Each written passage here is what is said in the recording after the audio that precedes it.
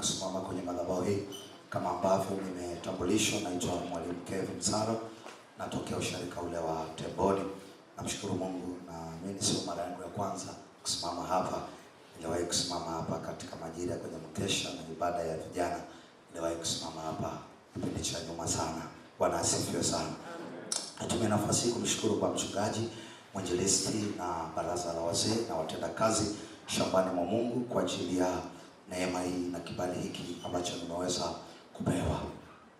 Kama ambavyo mwinjilisti amezungumza, tunatakiwa tuanze series za habari ya sadaka ya fungu la 10, na leo ninaamini tuna watu ambao wamejipanga kwa ajili ya kumtolea Mungu sadaka ya fungu la 10. Na kichwa changu cha somo kinasema nini utarajie unapotoa sadaka ya fungu la 10, au faida zilizopo kwenye sadaka ya fungu la 10. Ndilo somo ambalo Mungu ametupa. Tutaangalia mambo machache. Nini utarajie unapotoa sadaka ya fungu la 10? Uwe na matarajio ya namna gani? Na kati ya jambo mojawapo ambalo nataka nikusaidie tu katika maisha kwako, unapotoa sadaka yoyote lazima ujue hiyo sadaka imebeba nini kiroho ili uweze kukusaidia. Sadaka ni kama mbegu, kila mbegu ina kitu cha kwake. Huwezi kuotesha mahindi uvune miogo. Ukiotesha mahindi utavuna mahindi, ukiotesha miogo utavuna miogo. Kwa maana yake kila sadaka ambayo Mungu ameielekeza kwenye Biblia, ndio maana tuna aina tofauti tofauti za sadaka. Utakuta sadaka ya shukrani, utakuta fungu la 10. Hizi sadaka hazifanani. Kila sadaka ina kitu cha kwake special ambacho kimefungwa kwenye hiyo sadaka. Kila sadaka, ndio maana utanielewa vizuri. Unaweza kwenda hospitalini unaumwa, madaktari wanakuandikia aina kama 6-7 za dawa. Ukisema simezi moja, kila dawa ina kazi yake. Ndivyo ambavyo na sadaka, kila sadaka ina kazi yake katika ulimwengu wa roho na ya kumsaidia mtu anayeitwa mwanadamu. Sasa kabla sijafundisha kwa habari ya sadaka ya fungu la 10, nataka nijibu swali moja hapa ambalo Mungu aliweka ndani yangu. Kwa nini watu wengi pamoja na kwamba wanatoa sadaka lakini hawaoni matokeo yanayotakiwa kuonekana? Tunachokilenga katika somo hili ambalo Mungu amenipa la sadaka ya fungu la 10, na kipengele hiki cha kwanza ninachokufundisha, Mungu analenga matokeo. Mwambie jirani yako matokeo. Hebu msemesha jirani yako, napenda tufundishane pamoja. Mwambie Mungu anataka ukitoa sadaka uone matokeo. Wewe mwambie hata kama anakudai hawezi kukudai badani. Mwambie Mungu anataka ukitoa sadaka uone matokeo. Amen. Kwa nini watu wengi wamekuwa wazito kutoa sadaka? Ni kwa sababu wakati mwingine tuna watu wanatoa sadaka na waone nini? Matokeo. Sikiliza, kitu chochote unachokifanya kikiwa na matokeo, unaendelea kuchochea ili uendelee kupata nini? Matokeo. Lakini ukifanya kitu ukikosa matokeo, hata kama ni biashara, tuwe mashahidi. Ukifanya biashara ambayo haina matokeo, unaacha. Unasema mtumishi, nimeacha hii biashara. Kwa nini umeacha? Mtumishi, haina faida. Nimejaribu kufanya kila mbinu lakini biashara haina faida. Manake unataka kusema haina matokeo. Ukifanya kitu hakina matokeo, huwezi kuendelea kukifanya.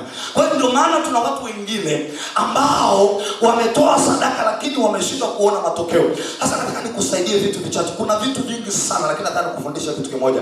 Kwa nini watu wengi pamoja na kwamba wanatoa sadaka lakini hawaoni matokeo yaliyotakiwa kuonekana wanapotoa sadaka? Sababu ya kwanza ni hii hapa.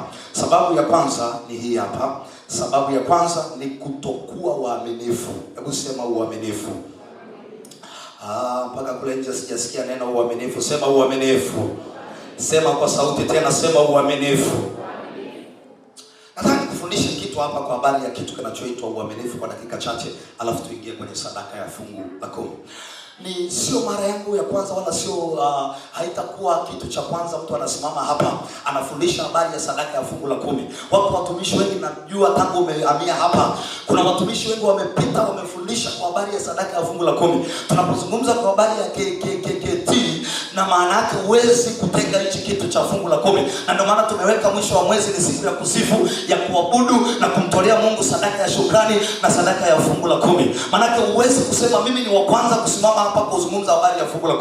Kwa hiyo tunachotaka nikusaidie, kwa nini pamoja na kwamba yako mafundisho mengi yanayohusu sadaka ya fungu la 10, lakini bado watu wameendelea kuwa wazito kwenye eneo la utoaji wa sadaka ya fungu la 10. Nataka niwahakikishieni watu wa Msakuzi, tukiwa waaminifu kwenye sadaka ya fungu la 10, siku kama ya leo tutahesabu hapa karibu milioni 20, milioni 30.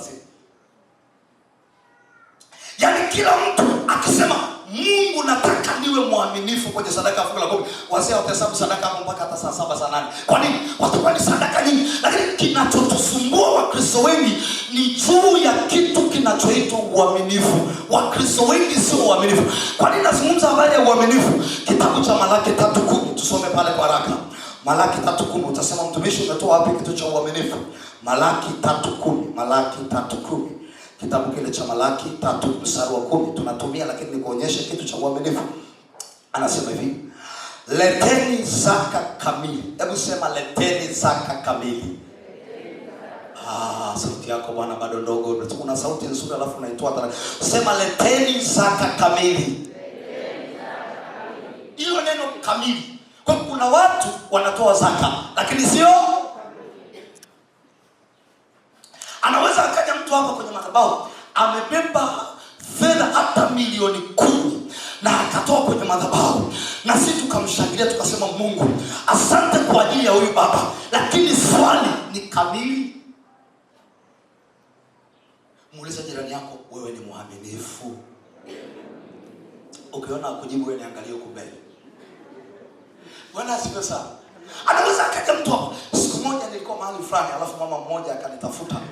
Aliponitafuta akaja kwenye madhabahu, tuko pale Temboni, akaja akasema mtumishi na ujumbe wako nikuone. Nikamwambia hamna shida, niko nyumbani, tuonane tu hapo kanisani. Yule mama akaja kanisani amebeba, akaniambia kuna kitu ambacho Mungu amenisemesha na ninadhiri yangu niliweka na Mungu akanisaidia, ameniambia nikuletee. Nikachukua, ameleta bahasha ya kwake nzuri. Ni bahasha nzuri kabisa. Yaani ukiangalia kwa nje bahasha imenona vizuri kabisa. Kwa hiyo nikamwambia basi nashukuru kama Mungu amekupa maelekezo. Kwa hiyo tukaamini, kapanda madhabahuni, yeye akakaa huko chini. Kwa hiyo nikawa ninaomba sasa. Si unajua jamani, sadaka ina nguvu saa nyingine, tukubaliane. Bwana asifiwe. Nikamwambia yule mama, namuombea Baba katika jina la Yesu, mbariki huyu mama, mwinue. Wakati ninamuombea nasikia huko ndani yangu habari ya kilema. Sikuelewa. Naomba Mungu bariki, nasikia kilema. Mungu bariki, nasikia kilema. Nikasema Mungu ngoja nikate kwa sababu mambo samani. Nikasoma kwenye Malaki 1 nikaangalia habari za kilema. Nikamwambia mama, Mungu ananisemesha habari ya kilema. Sijajua maana yake nini. Akaniambia ni kweli. Nikamwambia ni kweli unamaanisha nini? Akasema sadaka niliyoibeba sio niliyoambiwa nitoe na Mungu.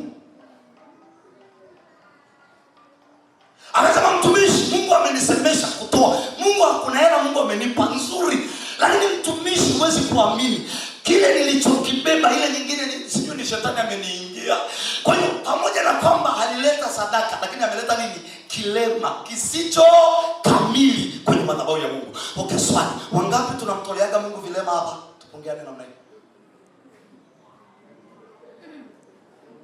Ulishawahi kujiuliza kwamba Mungu amekupa milioni 1, unataka kuleta 100,000, alafu ukisha tumia 900,000 inabaki 100,000. Ile 100,000 pale nyumbani unapata tatizo, unasema hata Mungu anaona, unatoa 20,000. Jumapili unakuja kwenye madhabahu na wewe unaimba, namtolea Bwana. Umekuja kumbe mbele za Mungu ni nini? Kilema. Mwambie jirani yako usitoe kilema.